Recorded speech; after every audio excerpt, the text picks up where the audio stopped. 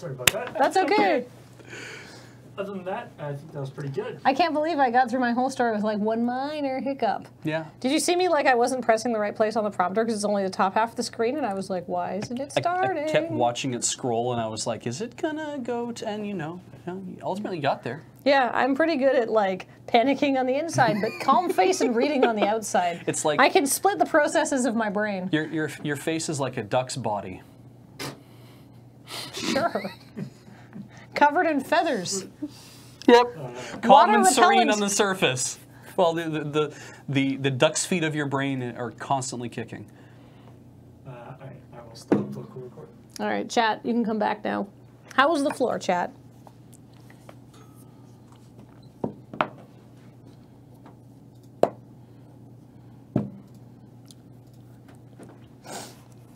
It is very funny where it's like, you know, I'm like, okay, the prompter's not going, I did have to like look down to get it to go. But I was like definitely starting to panic because I'm like, I'm running out of words. Yeah. But I have to keep reading words. Yeah. And that was on the Dragster story, right? Like it, yeah. Okay. Yeah. Great PUBG name. Thanks. That was me and Paul as a team. Yeah. I had to do a PUBG story. I was trying to leave it for Graham, but he's been away for like a month, so fuck that guy. I love you. Is he in the chat right now? I don't know. I don't know either. I've been trying not to do them, and I've been. It's not nearly as much effort not to do a Destiny story, but PUBG I can sort of grasp. Yeah.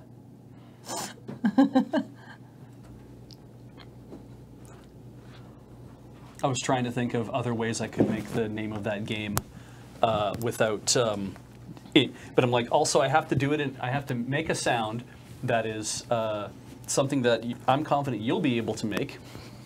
Oh, it didn't need to be something I needed to make. I could really muff it. Yeah, that's fair. And then, yeah. It's still, the joke still works. Yeah. The joke works better if I really muff it. It's like, you slarp? And you're like, no, that's the sequel. Mm-hmm. Beige can make a lot of noises that no one else can make. Well, because I wrote that, and Beige read it, and he was just sort of did it phonetically. I was like, no, fuck it up, Beige. Make whatever noise you want. Yeah. Doesn't matter. Yeah. Hey, everybody. I hope you can hear me. I tried to make it, but for some reason I keep messing that up. Oh, well.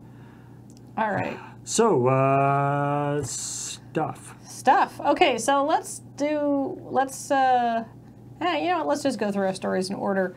They're watching YouTube videos of shitty how many resources is Blizzard putting into this? Well, given the fact that YouTube won't even devote considerable resources to watching to see if any shitty stuff's going up on there, like it's, I don't know how much that, like Blizzard's got to have a team, but and they said they're working off reports. But they're also saying they're catching people before the reports come in, which means they have to have a much larger team that's not just working off reports now. Or they have like what they probably do is they have something that just like, here's a list of 100 YouTube videos, which is probably like with, you know, certain keywords and like title tags and stuff like that, and it's about Overwatch, right? Yeah. Like if you, for instance, the little graphic that I used for that. There's like the Overwatch logo, and then there's the graphic, which was literally the thumbnail. Like if you search for like Overwatch troll on YouTube, there's tons and tons and tons of videos. Yeah. Of both people being like, I'm so funny trolling people, and also this guy trolled a ton of people. Like that particular video that was like trying to get as many reports as possible.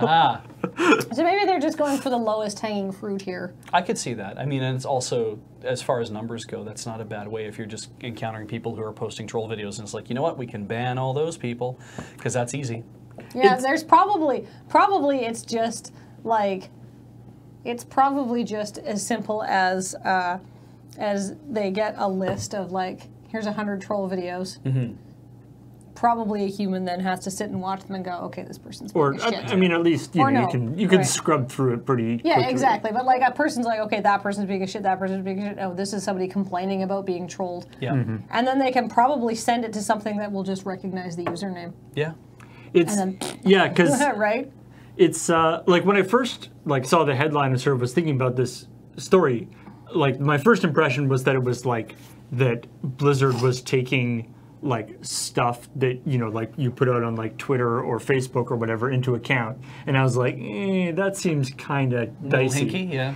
That you might get banned on Overwatch for something you said on Twitter or whatever. Yeah. Oh. Which seems a little weird. But then I realized that it's like, no, it's actually just if you videotape yourself doing something stupid in Overwatch and put it on YouTube, even if you don't get flagged, like even if you weren't reported during that game. And I bet probably a lot of those people were reported. You can retroactively be, it's like it's similar to like the fail videos or whatever, where someone's like, here's me breaking into a thing, and doing something that is clearly illegal. Here's me pranking a guy by punching him in the face. Yeah, and then the cops are like, and then the guy gets like arrested or sued, and the evidence is literally the video that he himself put up. Yeah, I think that there's probably an aspect of they go onto Twitter and Facebook, and if they find the videos there as well, like if people are sending them links to, hey, here's a guy who's shitting up your game or that kind of thing, I imagine there's a bit of that. And I can also see some reason to be like, if you're getting a report that someone in Overwatch is did like a shitty thing, and they look at their like, okay, that was kind of a shitty thing, let's go have a look at what this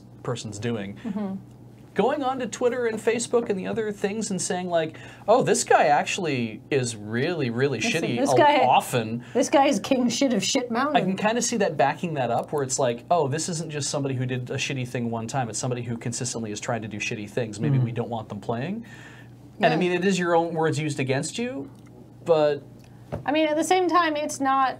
like Blizzard is not obligated to let you play their game. Yeah. Blizzard writes the rules. But like hitting somebody for something that they didn't do in the game is tricky. Yeah. But I don't think it's things that they didn't do in the game. No, but that's what I'm saying. That's not what they're doing. In this case, they are literally just doing it for stuff But I mean, in the game. for games like Overwatch and League of Legends that like live and die based on how pleasant and fun it is to play the game. And if you go away playing a game and you feel good, or if you go away feeling bad, right? If like no matter how good your game is, if it makes you feel bad to play it, it's going to start hemorrhaging players. Yeah. And so like for them, it is, I think, probably worth it to invest the money into cleaning up the scene as much as possible. Like look how much work Riot puts into keeping League of Legends that was the thing that like manageable. When I was sort of reading about this story, apparently in the community, in the sort of gaming community, it's at the point now where Overwatch is actually like one of the actually above League of Legends in terms of considered to be sort of unfun to play because the community and stuff. Oh wow! Which is Overwatch, considering League of Legends has long been the sort of gold standard for shitty player behavior for brown standards. But we've done stories actually even about how Riot has put in ridiculous amounts of work into trying to do whatever they can to mitigate that, and with mixed success. Yeah, it's nice to hear that the lead designer is even saying that Jeff Kaplan's coming out and saying that, oh, here's what we're doing, because it's kind of like, actually that is very good to be able to say we are making steps, we are improving day by day. It's like that's what your user base wants to hear. We're putting in a fuck of a lot of effort. Yeah, and I imagine the great thing about that too is those people are going to come out of that. The people on that team are going to come out of that being like really good at forensic discovery, like being internet detectives. Oh yeah. But yeah, don't be the king poop of the poop gratin. Yeah. The poop casserole. Because you called them shit potatoes earlier. I did, yeah. Like shit potatoes. Yeah. Scalloped poops. All right. PUBG is changing. PUBG has changed. It's okay. So what I didn't mention in the story is when they launched the new map, the desert map. The desert map starting island had no weapons on it. And so people were like, oh, well, maybe they'll bring weapons to the island. But it turns out that they are doing to the original starting island what they did to the desert island. And like, when I say that some people are like, oh, thank God. And other people are like, no, the charm of the game. Literally, PC Gamer's article was, thank fucking Christ. They've nerfed all this shitty behavior that all they did was irritate me and make me hear swears and very bad words and drop the frame rate on my computer to like 20. Yeah. And Polygon was like, oh, the charm of the game. Yeah. So like there are two sides to every story, but I mean, it's a weird include in the first place, like, because it is basically just like a lobby that you wait in while things happen. Like, people don't really do anything. Yeah, I took it as this is the only place you have to be able to try something. You know, you have 60 seconds to try to learn how this stuff works before we drop you into it. And that was always how I took it, is like run up to a thing, and now I have to learn what all the controls do because I don't play PUBG. But I love the idea. It's like, oh, we took all the guns out. It's like, okay, run around and punch each other, dudes. Like, you know, gameplay will emerge. So start emerging. Yeah. You'll figure out some other shit to do. Yeah. Basically, the idea being that if people aren't setting off every weapon in the game concurrently and like farting around, and like 100 people aren't farting around at the same time, the servers won't stutter so badly. And it's like, yeah, and I think I feel like it's a fun thing that they did. Oh, yeah. But yeah, like as soon as it starts actually affecting the real game, then okay, then you don't need to have, you don't need to have it. But now that means that someone can just make a Asshole Island sandbox on their own and just be like, you want to just come to Asshole Island in the sandbox and what you do is you log in and you have 60 seconds to run around and just be a dick. Then that part ends. And then you just log in again, and we'll put you back on Asshole Island for 60 seconds. Yeah. There's a niche there now. Yeah. It's the 60-second Asshole Island PUBG. Yeah. Be like the like PUBG like sprinting version of PUBG, where you just get 60-second bits of people killing each other with random weapons. Well, except that everybody's invulnerable. Yeah, you're so all it's just invulnerable. firing arrows into people's crotches. And then it stops, and then you just do it again 60 seconds later. It's like, well, if that's what's charming about the game, why don't we just make that part? Indie devs, there's a market there. Yeah. That's not the part of PUBG that people like. Get in Don't that listen to niche. That's not the PUBG experience. That's a game jam idea, though. Just Asshole Island. Just Asshole Island, yeah. Okay. Beige, No Man's Sky players. So this is not anything, this is not happening in the game. No. None of this is going to be in the game. This is just for the people, the hardcore No Man's Sky community to have their own time system. Yeah. It's like, it's for people who write, this is going to sound so shitty of me to say this, it's for people who write fanfic about the game they're playing. And I know that sounds weird, but I can get behind that. No, but me saying that, it's like, because it feels, oh, you're being awfully derivative, and it's like, maybe I am. But I had a friend who played a game a while ago that was one of these kind of, you establish an empire, you do all this kind of stuff. And he used to tell me great rollicking stories about the things that are going on in it. And I asked him, like, how do they model that in-game? And he's like, oh, no, like, all of us friends, we all play the game individually, and then we have these interactions, but it is play by mail.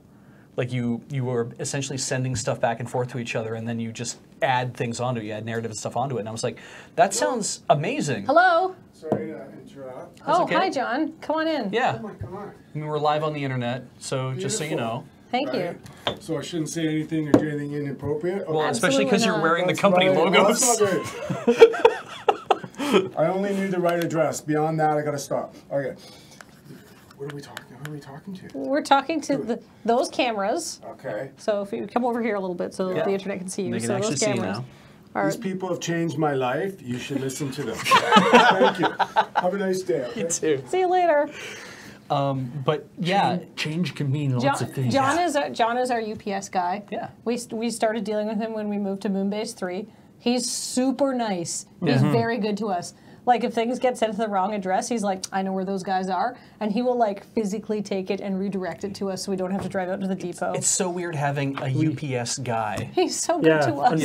Unfortunately, we don't actually like UPS as a company very much, but their Drivers are good? The driver is real good, yeah. I mean, a lot of them can be under contract. So the No Man's Sky thing, like my buddy used to do this with like whatever. So this was not unusual to me, especially because like people talk about Eve, and it's like, oh, we've created all this. It's like, yeah, but Eve has a lot. It seems like to have a lot more methods for modeling this. No Man's Sky doesn't even have multiplayer.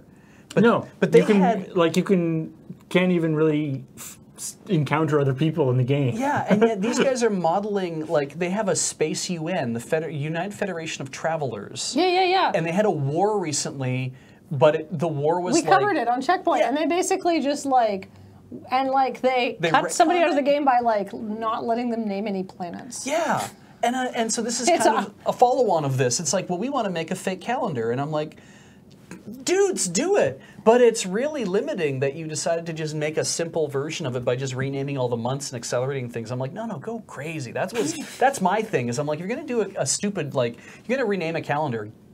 Go nuts. Make it really. It's like Earth isn't even in No Man's Sky. Exactly. So, right. So who knows? I'm sure every planet in No Man's Sky they've worked, has whatever their like orbital period and the rotational and stuff. But yeah, it's. I remember when I was talking to Beach about this, I was like, it's so weird because it's all this like imaginary stuff that people have worked out, and it's like, well, of course the stuff in the game is also imaginary. Yeah. but it's like a secondary level. Yeah, it's a secondary level. They're really going above and beyond. Yeah. And people are like, wow, you guys must be, do you have your own mail guy? No, it's the guy who works for UPS in this area, and he knows us really well because we get a fair amount of packages, but also we do Desert Bus every year. Yeah. So like that's how we got to know John. He's not dedicated only to us. No. Yeah. No, but we're in the back of Glenn's office for years, and so he was just like, "What is going on with these people?" His catchment must be quite large. Yeah, I think he's like most of downtown. But all right, so No Man's Sky. To answer some questions about John, our very good UPS guy. I explained this in a huge amount of detail in the story. Yeah. But basically. A lot of especially this Todd Rogers records are really circumspect. If you've seen King of Kong, yeah, I've never watched it. I heard about it. Okay, if you've seen King of Kong, it seems a little suspicious how that whole record-keeping organization works. Yeah. Because like there's this guy who's trying to challenge the long-standing Twin Galaxies record holder, was also like one of the Twin Galaxies like head guys, Inner Circle, and like he basically kind of gets shut down. And I mean the problem is, of course. It's impossible to prove. Back in the day, there wasn't that you couldn't like go look at a video of it because even recording video from your like TV was pretty hard. No, it was all like we'd take a Polaroid. You take like a Polaroid of like the winning screen, and obviously there's manipulation stuff that can be done with that. Or the Polaroid gets lost over the years. Or in a lot of cases for like various companies, like Activision or whatever. They have like send us your thing, but they don't really care, right? No, so they're like, here's a certificate. Yeah, King of Kong was of course sensationalized, but it was basically like, very like, this is interesting. It sort of like didn't cast, it sort of like, you realize that from watching this and some other documentaries that maybe that the record-keeping organizations were not as neutral as they represented themselves to be. Yeah. I believe the Donkey Kong speedrun, the Donkey Kong record, it's not a speedrun, it's the high score record, has actually been beaten, has gone back and forth, has gone back and forth between different people several times. Because everyone's like, well, shit, I want to try it.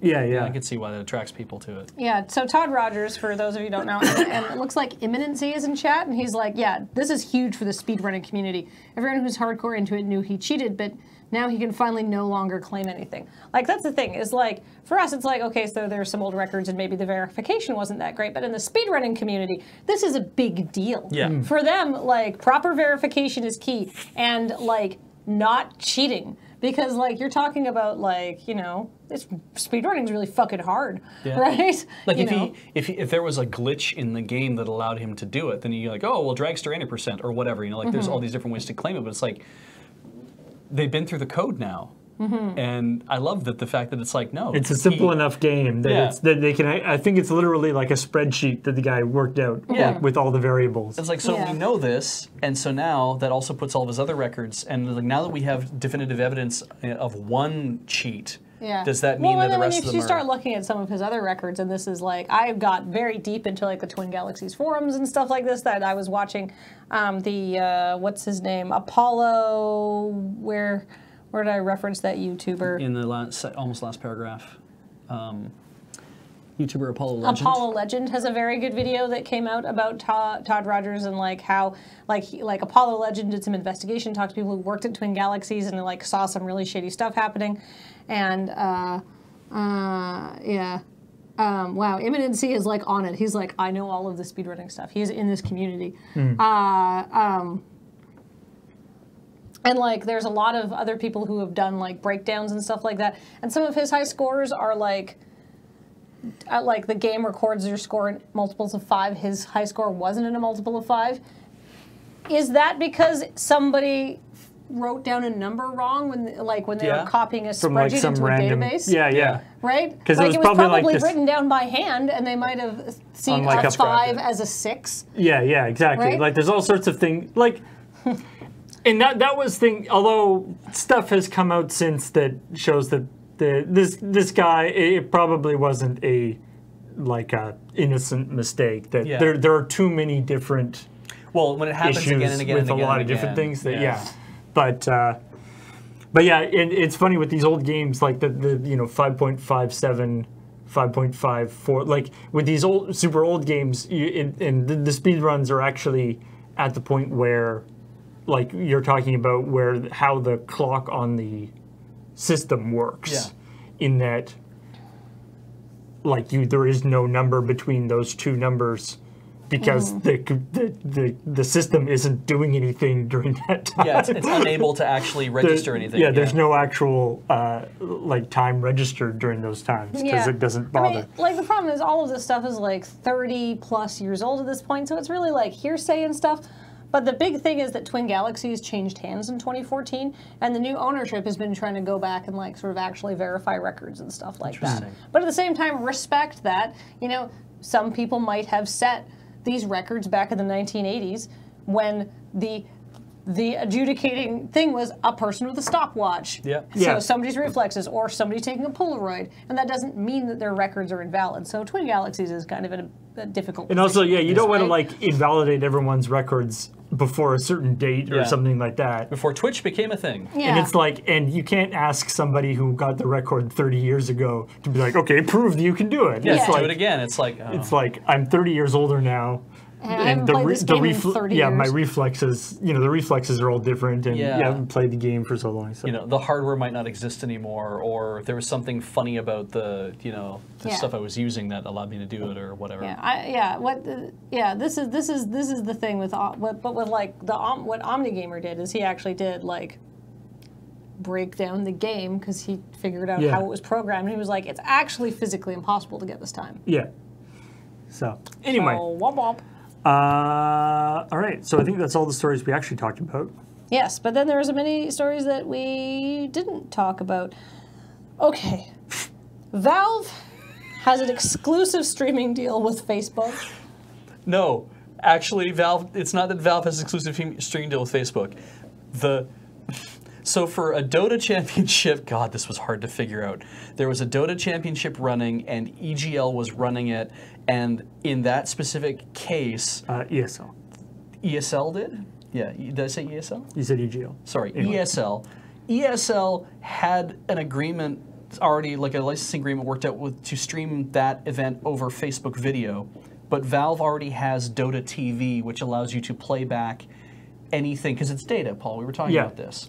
So the data of the tournament game, you can actually open up your copy of Dota and you can watch that because the data streams to your Dota. Yeah, you can spectate any games that are going on Dota. And the rule with Valve is that anything that you can, any game you can watch on Dota TV, you can stream. You can just stream on your own. You just can't reproduce any of the other stuff that's going on in like another stream that somebody else is creating, like their own commentary or overlays or anything like that.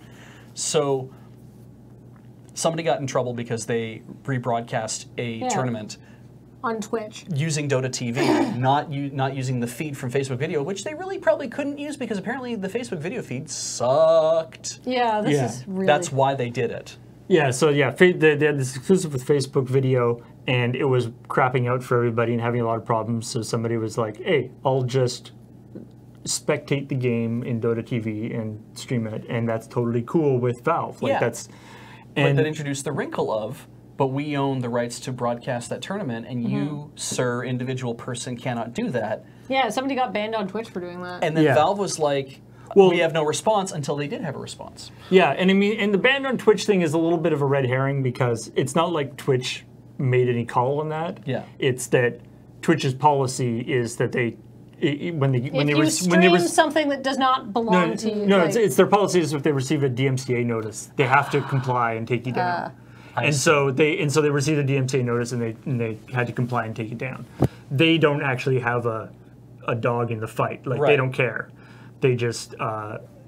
we're just the service provider in this case. Yeah, and but to comply with the DMCA stuff, they have to take it down. Which then meant that Valve coming forward now and saying, hey, so here's the thing. If anyone has a DMCA complaint, they have to come to us. Yeah. Nobody other than us can issue DMCA complaints. Which means that if you want to rebroadcast a tournament, you can do that, and it won't be taken down because now the company that would be angry at you for doing that has to go to Valve first. Yeah. So it's really fucking confusing. But the thing is, so ESL were the people who issued the DMCA takedown. Yeah. Which apparently they weren't able to do. So hopefully that guy gets unbanned from Twitch because like getting your Twitch account banned is kind of a big deal. But at the same time, you feel bad for ESL because they probably paid a bunch of money for the exclusive streaming rights. Yeah. Or ESL sold the rights, so they were paid a bunch of money, but now Facebook is going to be mad at them because it wasn't as exclusive as it should have been. Yeah. Well, because Valve already had this pre that they probably didn't investigate, and also like this is just shitty all around because like trying to watch it through the official stream was just like garbo. Yeah. Yeah. Well, that's the thing is that and so it's like one could argue that Facebook didn't really hold up their end if they couldn't actually do the hardware part, like if they couldn't actually deliver the stream. Yeah. Then it's kind of like, well, you guys couldn't do it. And I mean, if I was ESL, I'd be mad at Facebook. But at the same time, it's like you sold the rights to Facebook to broadcast it, and I'd be mad at them. But what's in the contract that I mean, is that constitute a breach of contract? And now we're getting into other parts of the law that have nothing to do with the story. It's really fucking complicated. Yeah. So I mean, basically, the end result is, which is why this is sort of, it's not really resolved, even though like. Valve has like released the statement. Yeah. But the statement that Valve released basically amounted to you can rebroadcast stuff on Dota TV, no problem. Yeah. But you can't do it if there is a already like exclusive deal thing. You can't do it and compete with that. Yeah, you can't sell it. And you can't do it as a commercial enterprise competing with that. And then they actually say in their thing what is defined as a commercial enterprise and competing with the exclusive thing is up to us at Valve. And it's one of those like, we'll know it when we see it. Kind of so things. maybe if you're going to do that, don't run ads? Which is really not that helpful. Yeah, the problem is, of course, basically if you're a partnered streamer, essentially anything you do on Twitch could be construed as a commercial enterprise. Even if you're an affiliate, and an affiliate's not that hard to get. And I mean, if you're showing it on, well, that's the other thing. If you're rebroadcasting it on Twitch, and you're just a dude like me, I'm not an affiliate even, if there's still ads being run before the stream, doesn't that mean that Twitch is technically making ad revenue off of the stream that I'm rebroadcasting? Yeah. So there's a reason we didn't do this story. John Dare says viewer numbers fell from like 30 to 50K viewers to like 3 because the stream was so bad. Yeah. Well, Facebook has that Twitch killer coming. Well, I've seen like Facebook is actually, they've talked about doubling down on their gaming thing. And a part of that, their game streaming, is they're going to open it up to being able to broadcast 1080 at 60 frames a second, as opposed to 720 30, which has been previously the limit. Okay. Which is super shitty. So if they can broadcast reliably at 1080 60, that'll at least put them where the rest of where everybody else has been for the last couple of years. Yeah. So good job, Facebook. You'll get there. Or maybe you won't. I don't know. Who cares? I kind of don't care if you do, actually. Yeah, I'm happy with the, like, so it's not just Twitch, there's other companies. It's true, but Facebook can go hang as far as I'm concerned. I'm speaking on behalf of myself and not the corporation. Yeah. EVE Online had a huge battle, like 6,000 concurrent players, and it did not go so well for the servers. Those were the losers in the battle. Yeah. This was the biggest battle yet in EVE. It didn't get hasn't got as much publicity as like some of the previous battles because it wasn't actually successful. It wasn't very definitive. Oh, okay. Because there's been stuff where it's like the biggest battle ever and like $100,000 real money worth of stuff was destroyed. That wasn't the case in this because the servers exploded. Yeah, it was essentially what they were trying, the people who were doing the attacks, what they were trying to do, because they slowed down the game. And first time I'm reading about this is like, we slow down the game to a snail's pace. So it can take 3 hours for a wave of fighters to reach your target. Yeah, it's called like, time dilation. Yeah, and I'm just like, wow, that's kind of amazing.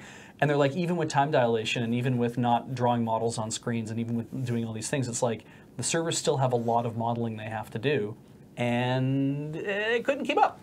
Well, and unfortunately, as they were talking about, that some of the people who were in this battle were talking about the current sort of meta in EVE for fights is like throwing out. It's just battle of attrition. Well, and it's also like throwing out like fighters and smart bombs and all these things.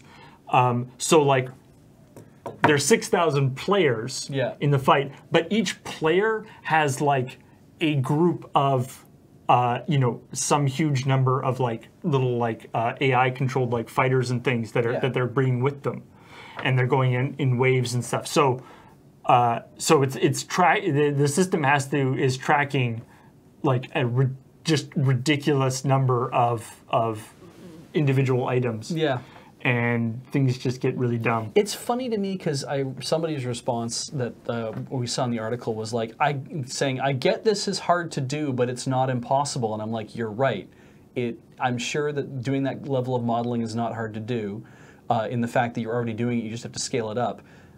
And that's the point that's damn near impossible, is you have to scale it up. So it really would depend upon how scalable the server code is and how much resources you would need. So one of the other cool things that they've talked about is, because the problem is, of course, EVE is ginormous. Yes. And they're sort of clusters of stuff. So the part of the trick is getting like in the past they've talked about how like when there's a battle, when there's like an event that they are knowing about. They can move. They can sort of not instance it, but they can move that like star system to its own server to kind of give it more resources. And so they've actually implemented this system that's you can anonymously send CCP a note being like, "There's gonna be a fight." In this solar system at this time, so please pass it on, but it's anonymous. so you don't know. So you'd be like, just to let you guys know, shit's gonna go down at noon in this system. Yeah. You might want to move it on to another server. Yeah, which I love that that's a thing. It's like having an informant.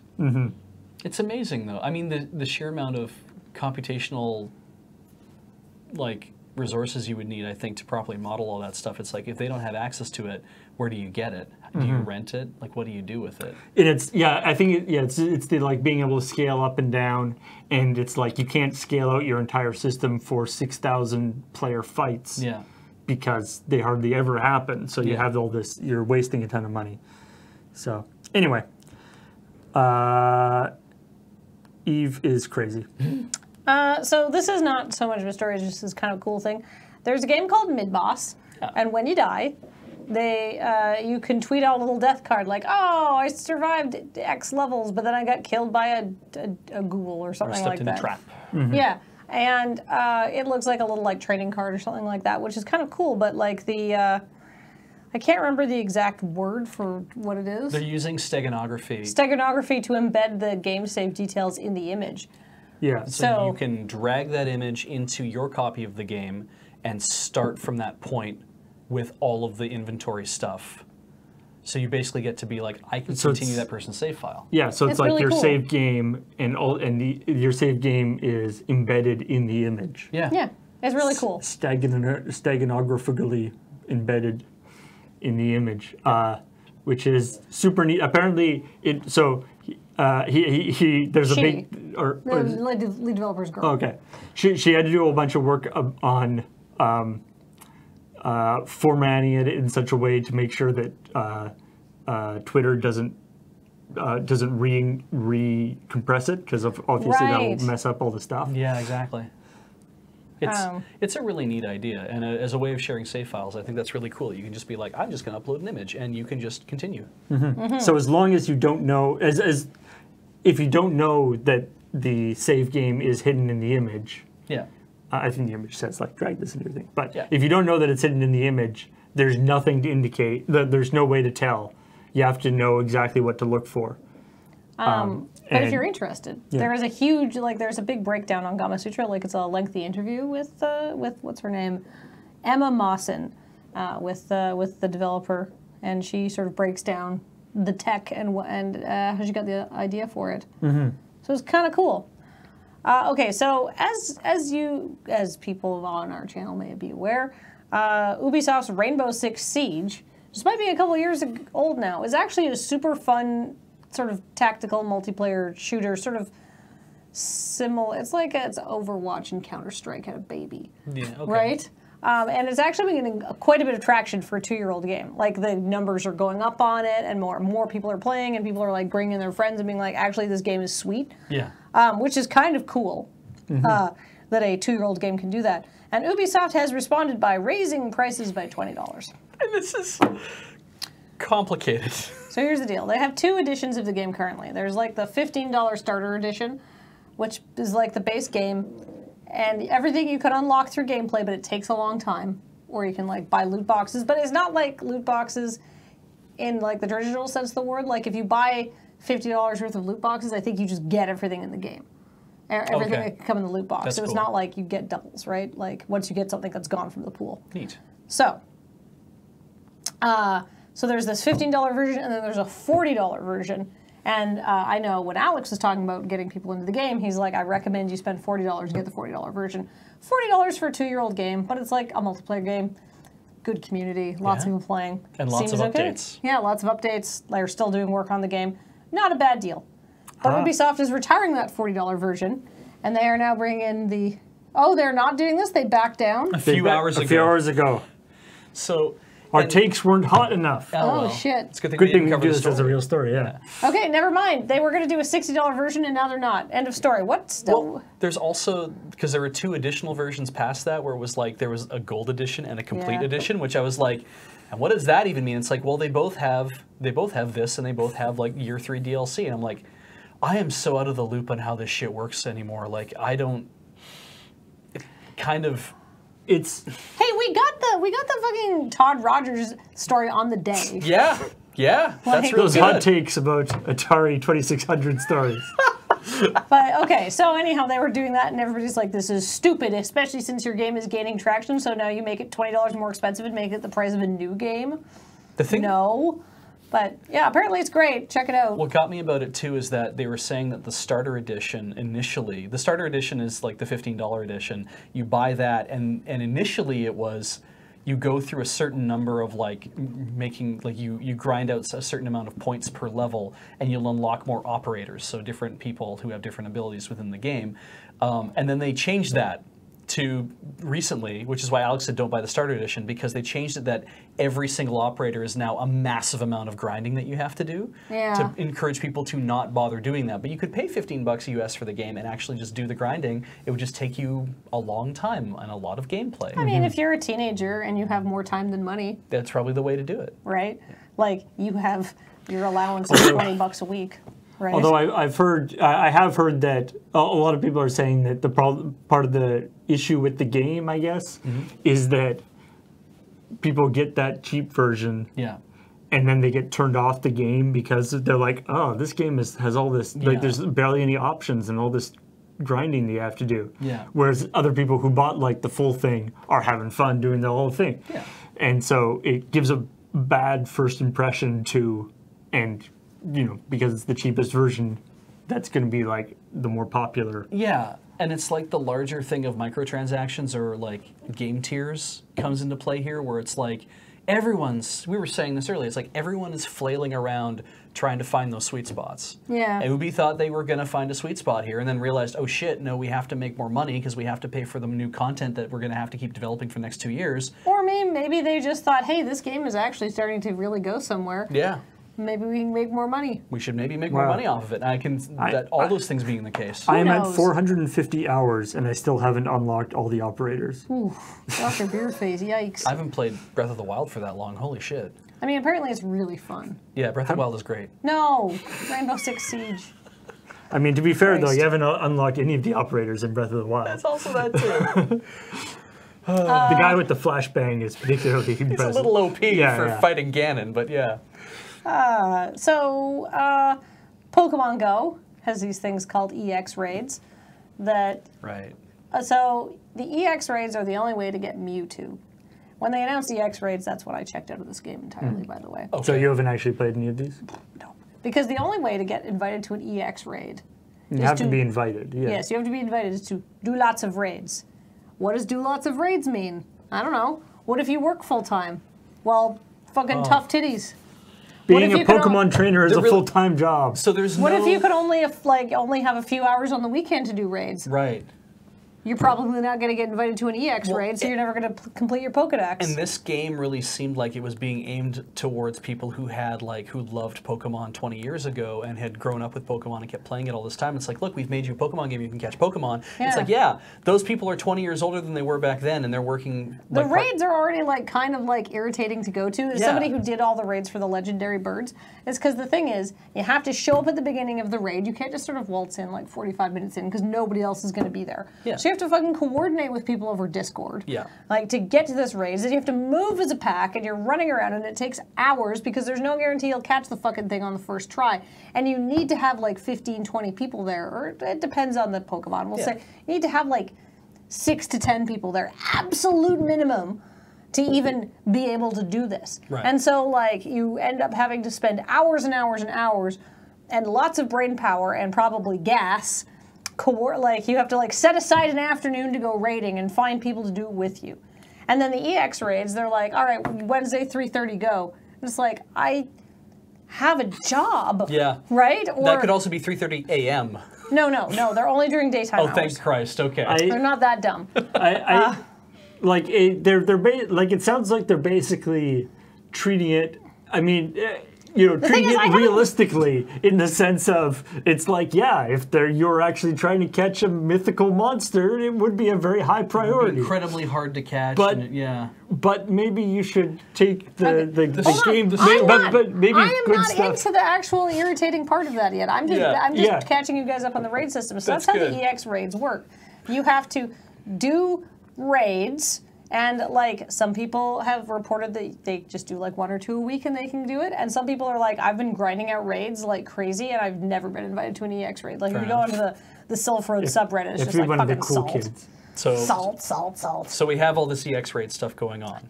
And so people who people who are hardcore players for the game, and they do go to the EX raids. And it's all right, well, this is Mewtwo. And then the example the article I was reading gave was, you're on the Highline Park in Manhattan. Mm-hmm. And lobby says there's 40 people there. Yeah. Highline, if you've never been to the Highline, is an old elevated railway. So there's no trees or buildings to be hiding behind. Turning it into a park, yeah. Yeah, but it's not that big, right? And you can see everywhere. It's very open. Yeah. Because it's an old elevated railway. So it's not the app lobby says there's 40 people there to do the raid. And there's 9 people there in person. Yeah, so where are these other people coming from? They're all spoofers. Ah! And it's well, fuck this. I'm out here in the rain, fucking cutting out from work to go and play this game and to get this stupid legendary Pokemon and busting my ass. And the fact that all these other people are spoofing it. 3/4 of the people here are warm and inside their apartment. Yeah. And might not even actually live in New York. They might be somewhere else in the world. They don't. They probably don't. Yeah.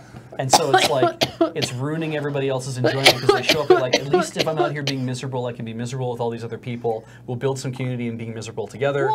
Well, it's the whole the whole point of the game is to be social. And it's if you're not going out to do the thing, then why don't you just play actual Pokemon? Sure. Yeah, well, I mean, and that's the thing, right? At least if you're when I was doing the legendary bird raids and there was 40 people going around from raid to raid, Ash and I were very hardcore at the end of the summer and spent many weekends doing this. It was kind of fun. You got to know the regulars, you would talk to people. It was just interesting to listen to other people's conversations. You got to meet a wide swath of humanity. Yeah. But for this, it's just fuck 9 miserable people and 30 spoofers. Fuck this. Yeah. right? Meanwhile, people who want to catch them but are never going to have like the time to put, like, I don't have time to go to raids. Yeah. Right? I would have to clear a Sunday, and I'm a very busy person. I work, like, and then I only have 2 days off a week to do all of the other things you need to do. Yeah. Doesn't sound like you want to be the very best. No. No, I don't care that much about being the very best. Yeah. I am an adult with responsibilities. You'll have to become like a nurse This is, Jenny yeah, or this is a why cop or Pokemon something. traders are almost universally 10-year-olds. That's right. Holy crap. No, it's almost universally like. No, in the anime, yeah. in the game, they're They all have 10-year-olds. nothing better to There's do. nothing to do. They No, don't the go to adults school. are They have nothing working. but time. So all the adults have to get actual jobs and run a Pokemon. They have to get all Pokemon-related jobs.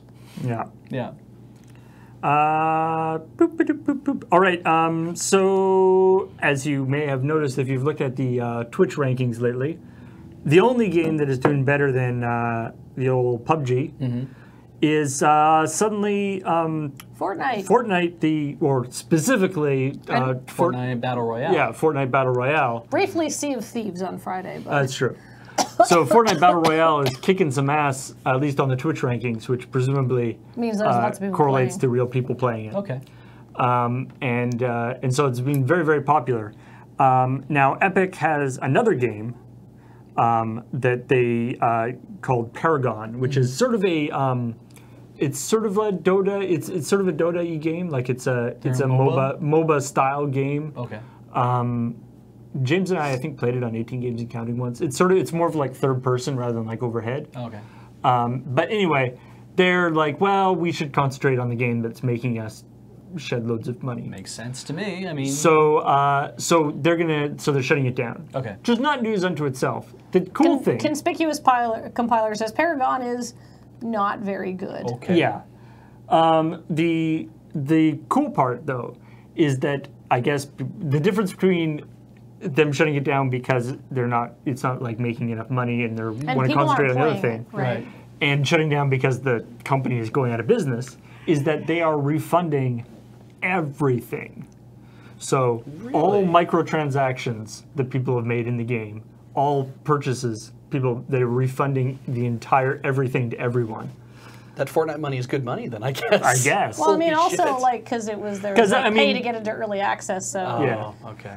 So- you do have to like sell them. You do have to be like, okay, so I've spent $18 in your game. I spent $6 on this day. Blah blah blah. So check your credit card receipts, I guess, or your credit card statements.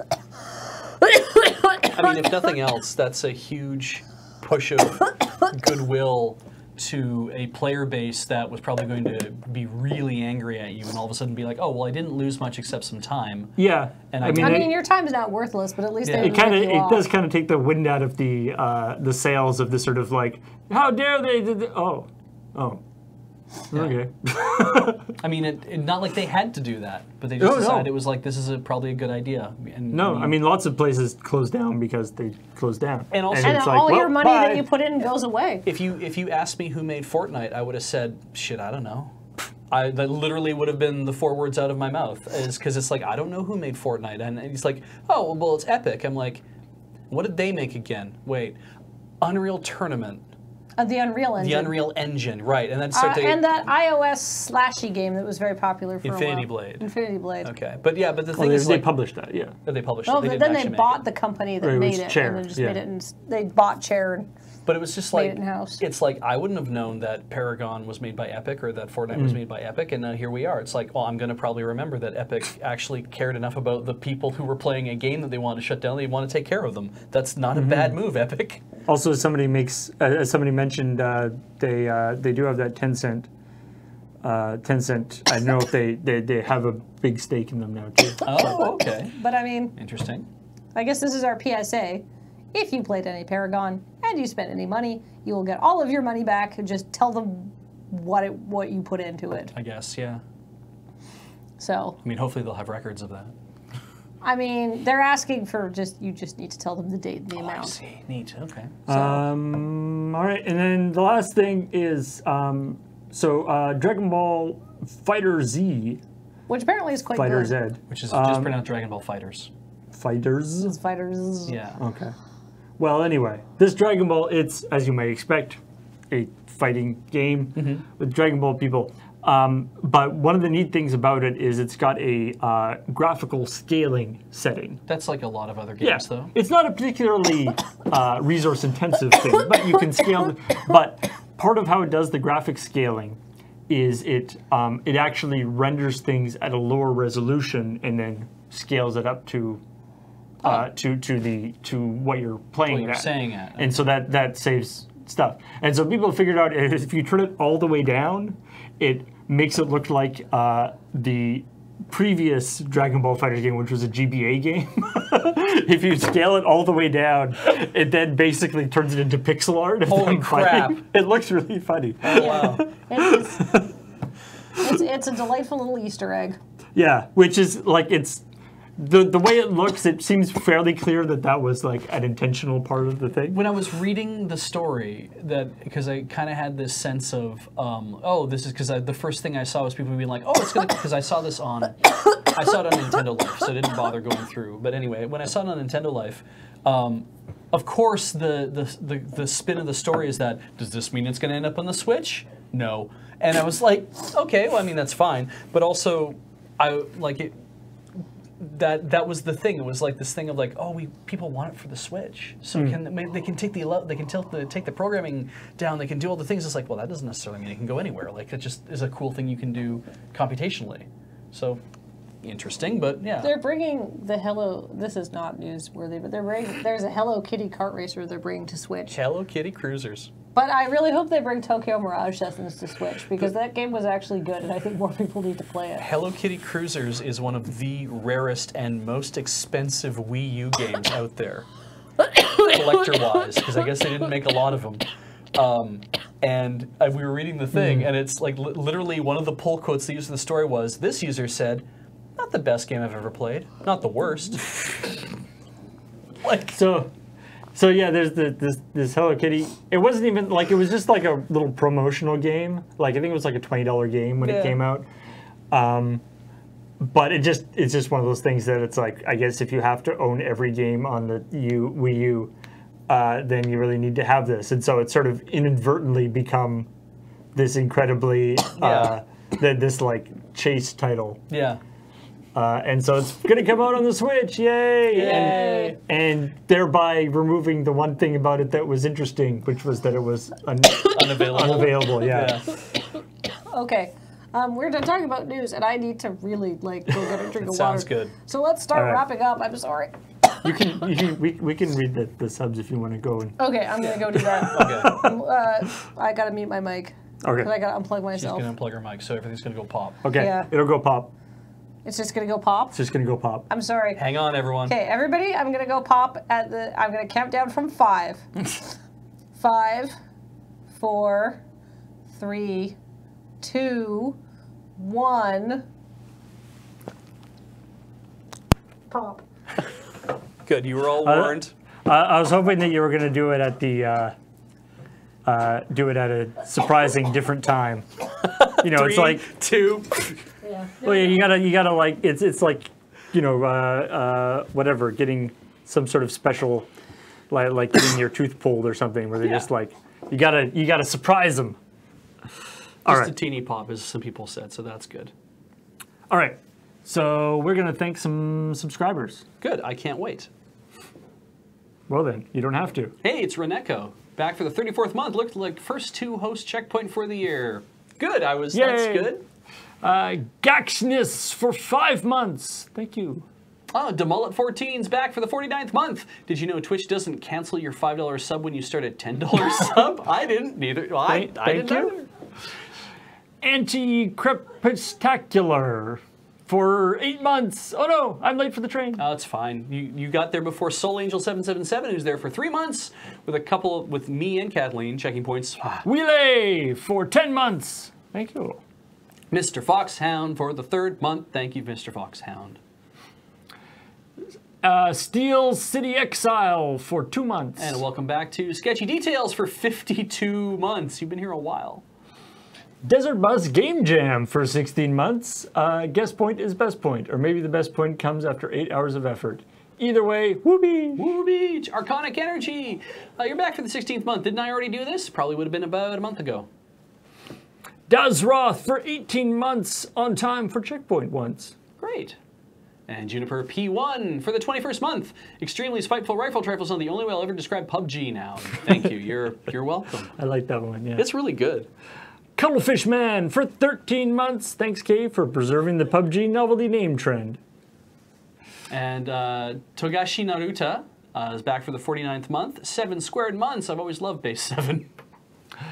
Jamie Be Good is a new subscriber. Welcome, Jamie Be Good. Featuring me for 20 months. 20 months? That's like twice 8 months plus 4 more. That's good math. Damascus Crow for 15 months. I keep respawning at this checkpoint. The boss fight on Thursday keeps waving me out. This time I'm going to use the rocket launcher. I'll let you know how it goes. Let us know. Good luck. And Oni Squirrel, it's your 10th month. Welcome back, Oni Squirrel. Ivanilez for 14 months. 11 Dot for 7 months. Lucky number 7. Love you, Beach. Love you too. Thank you. Ampenstein for 7 months. 7th sub of 7th month. Oh, and 51 bits from Earthen One. Thank you very much, Earthen One. We really appreciate that. Yay. Yay. That was good. It's a reasonable length subtrain. I was thinking about for the PUBG thing that, you know, because Graham's gone and you know that we did a thing previously about like, well, Graham's gone, so won't have like a silly name for PUBG because Right. he was coming up with a bunch of them. I was thinking do like player not known's fight battle game. Sure. Like just a really Yeah. bad nickname. Battled Round. Yeah. Which Player not known's battled See, ground. now that you have one that rhymes, the problem is that it's going to make it a lot harder for me with Corpline to come up with something like that. But I should start thinking about things like that. That might not be so bad. A battled ground. Yeah, I'll see what I can throw together. I like the idea of a PUBG because in Corpline they're always like businesses, Yeah, right? products and stuff. But now it can be like, oh, there's like, you know, like brought to you by Twitch. Like, Brought to you by PUBG. yeah. I like that idea. It's so weird to me that Geico sponsors pro gaming. But every event I've been to now so far has always had like a huge thing of like a Geico booth, and it's like Geico, and I'm like, you sell lizard insurance. Like, I don't. I think. What do you have to do with pro gaming? I think you'll find they sell car insurance. Oh. Not insuring. Although they should insure your lizard against things. The product I thought was the lizard, and you switched to Geico to save money on your lizard insurance. It's amazing. Yeah, those lizard insurance companies really gouge you. You know. An arm and a leg and a tail. All right, so we've got Dice Friends coming up tonight at just a little under 2 hours. Time enough for me to eat and nap. 5 o'clock is going to be Dice Friends, our 3rd episode of Escape from the Samolo Plateau. Yeah. Or as it was put last time, episode 3 will be Preventing an Escape from Samolo Plateau. Yeah, somehow we seem to we're not so concerned about escaping anymore. Or at least there's a prison escape, and anyway, we'll deal with it. I find it frustrating because it's like, being good-ish people, I feel like, wouldn't we want to like help the good-ish people, like the authorities? And yet at the same time, I'm like, we got thrown in jail for shitty reasons. Shouldn't we just want to leave with everyone else? But I don't know anymore what to do. I like Dice Friends starring goodish people. Yeah. Good-ish. It's like, we're the good guys. Punch. Oh, you punched me in the face. Well, goodish guys. I threatened a sage. Yeah. To be fair, we That was an experiment. yeah.